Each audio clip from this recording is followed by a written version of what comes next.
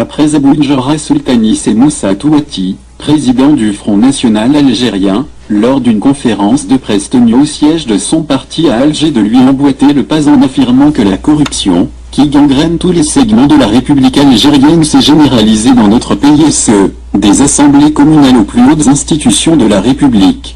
Il déclare aussi que la justice doit être libre de faire son travail, même s'il s'agit d'un président de la République. Et il pose enfin la bonne question: pourquoi les activités de la Cour des comptes sont-elles gelées depuis plus de 15 ans? Monsieur Touati, voici la réponse. Le 22 décembre 1981, Bouteflika est poursuivi pour gestion occulte de devises au niveau du ministère des Affaires étrangères, entre 1965 et 1978, par la Cour des comptes.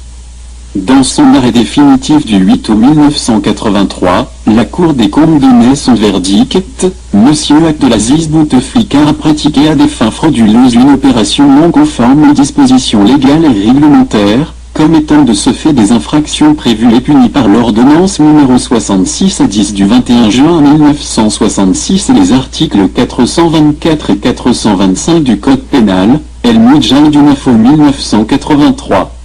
La Cour des comptes évalue à plus de 6 milliards de centimes, l'équivalent de 100 milliards de centimes actuels, le montant dont Bouteflika restait redevable auprès du Trésor.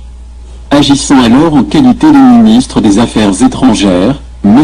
Abdelaziz Bouteflika avait successivement ordonné aux chefs de mission diplomatique et consulaire, par instruction numéro 20 du 14 février 1966, numéro 33 du 1er décembre 1966, numéro 36 du 1er mai 1967, numéro 68 du 1er octobre 1969. En 1966, de conserver au niveau des postes les soldes disponibles qui devront faire l'objet d'instructions ultérieures particulières. En 1967, d'ouvrir des comptes particuliers devant abriter ces disponibilités. En 1969, enfin, de procéder au transfert des reliquats disponibles vers deux comptes bancaires ouverts auprès de la Société des banques suisses, les reliquats des exercices ultérieurs devant désormais avoir la même destination, El Moudjahid Info 1983. La Cour observait que le gel de cette importante trésorerie, qui a notamment profité à un établissement bancaire étranger, n'a donc obéi à aucun texte législatif ou réglementaire, et sa gestion échappait totalement au contrôle du Trésor.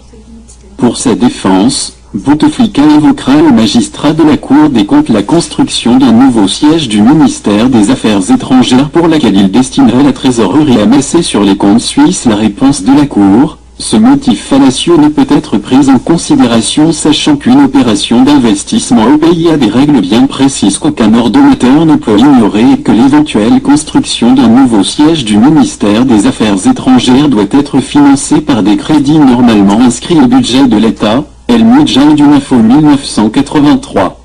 Bouteflika ne remboursera jamais ses dettes, il sera même acquitté. Par contre, ses collaborateurs Semoussi et Boudjahidji seront emprisonnés. Notre président Bouteflika a la racune tenace et n'oublie jamais rien, pas même une haute instance de l'État qui a été la cause de son exil. La chose qui m'intrigue, c'est comment se fait-il que cette condamnation ne lui ait pas barré le chemin de la présidence? Je sais, je pose une stupide question. Corruption plus piston, vous refond un casier vierge.